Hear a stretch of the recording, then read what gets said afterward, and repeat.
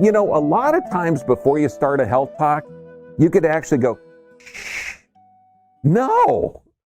Okay, we're going to talk about the delusion of diagnosis. So the key thing is up here, healthy people, and when we're talking colds, flus, viruses, all of that stuff, healthy people are not going to get it. You have to have a weakened immune system. If you have physical, chemical, or emotional stress, and you have a massive viral load, you're going to develop an immune system response, which is humoral and cellular. You're going to develop a good response that you can pass on to next generations.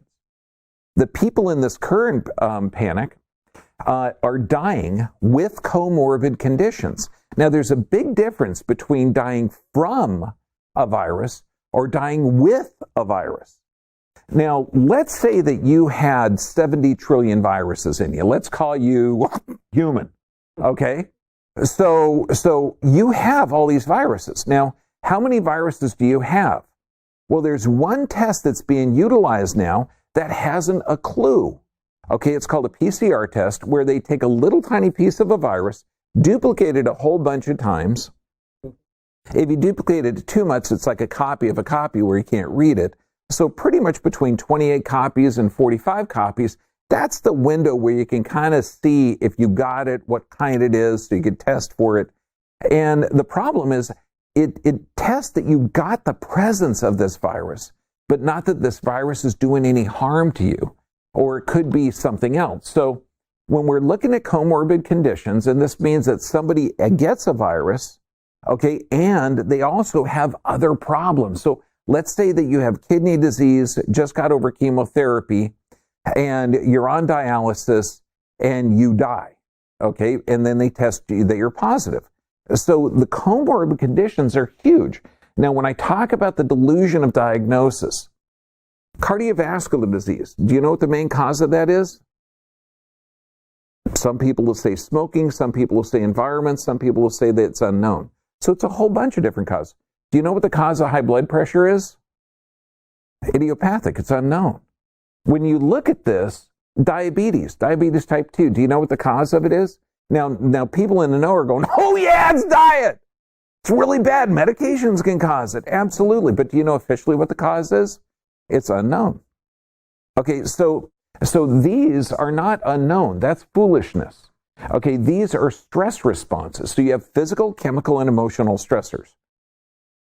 So when we look at this, if you're under stress and your blood gets thick, okay, because you're getting in that sympathetic dominant state, and your blood pressure gets high, and your cholesterol gets high, and this is an intelligent response by your body to the environmental stimulus. That's an intelligent response. When people come in and they say, doc, I got this high blood pressure, just can't get it down, taking 3 medications, and I go, wow, cool, okay. Do you know what caused it? Oh, it runs in my family. Okay, good. What species on the planet, pick anything, earthworms, giraffes, whatever, that can't regulate their own physiology? Anybody? You're right. They shouldn't even be here then. Okay. So this is foolishness. So you have people that are suffering under stress that are diagnosed with these insane conditions, which are really stress adaptations. These people's bodies are working correctly, but they're not taught to deal with the stress. So what we're going to do is go into the delusion of diagnosis. Because let's say we had 5 people in the front that all had high blood pressure. Do they all have the same lifestyle, the same diet, the same sleep patterns, the same stress level, the same past history level? No. So this is the delusion of diagnosis. It means that you can't come up with that. And the immune system is everything. Okay, we're walking along and I'm thinking, because you see, people wearing masks exercising, which there's no data to support that. And I thought, why don't they have masks for dogs? And I came across this because now they're saying that dogs can transmit certain viruses. Okay, so crazy. But then those 2 pictures that I put together, that's a South Korea. You're talking over 1 million people, millions of people, they say, on mask restrictions. So should you wear a mask? Well, you've got 2 different people there. One is saying, if you don't wear a mask, you're being selfish and you're trying to kill grandma. Okay, if you are wearing a mask, you're a suck-up sheeple that is controlled by the government. Okay, so there's not really a middle ground here.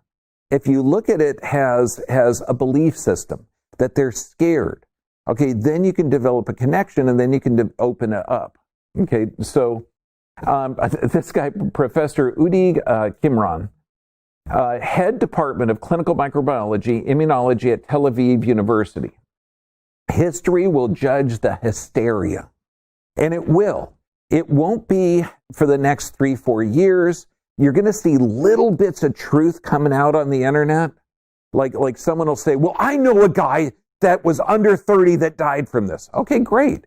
If he was healthy under 30, you can make $5,000. Go to thedoctorwithin.com. He still has a $5,000 reward to find a healthy person that had no comorbid conditions that got this and actually died from the disease, not from the therapies or the interventions. And so if you have that, you get $5,000.